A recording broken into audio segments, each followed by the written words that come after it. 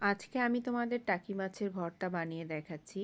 প্রথমে টাকি মাছগুলো ভালো করে ভেজে নিয়েছি। তবে মনে রাখতে হবে মাছ ভর্তা করতে হলে সবসময় মাছগুলো ভালো করে ভেজে নিতে হবে, যাতে মাছটা কোনোভাবে কাঁচা থেকে না যায়। আর এর জন্য আমি মাছের কাঁটাগুলো ছাড়িয়ে ভিতরের সাইডটাও খুব ভালো করে ভেজে নিয়েছি এবং সবশেষে মাছগুলো ছিঁড়ে ছোট ছোট করে নিয়েছি ভর্তার জন্য। তো প্রথমে আমি দিয়ে দিলাম পেঁয়াজ, কাঁচামরিচ, লবণ, চিলি ফ্লেক্স। এরপরে হালকা মিক্স করে নিলাম। সাথে দিয়ে দিলাম সরিষার তেল আর টাকি মাছগুলো, যেগুলো আমি ছোট ছোট করে ছিঁড়ে রেখেছিলাম।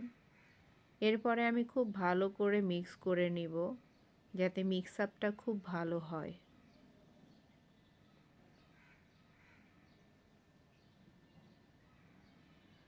সবশেষে দিয়ে দিয়েছি ধনিয়া পাতা।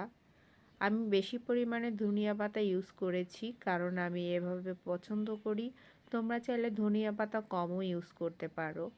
এখন টাকি মাছ ভর্তা কমপ্লিট হয়ে গেছে গরম ভাতের সাথে খাওয়ার জন্য। এভাবে খুবই তাড়াতাড়ি মাছের ভর্তা বানিয়ে খেতে পারো।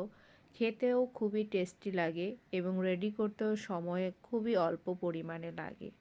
যখনই বাসায় এভাবে টাকি মাছ ভর্তা খাওয়ার মন চাইবে বা যে কোনো ধরনের মাছের ভর্তা খেতে মন চাইবে, তখন এই রেসিপিটা ইউজ করতে পারো। তো আশা করি তোমাদের কাছে ভালোই লেগেছে। ভিডিওটি ভালো লাগলে লাইক, কমেন্টস আর শেয়ার দিও এবং সাবস্ক্রাইব করে পাশে থাকো। Thank you for watching my video.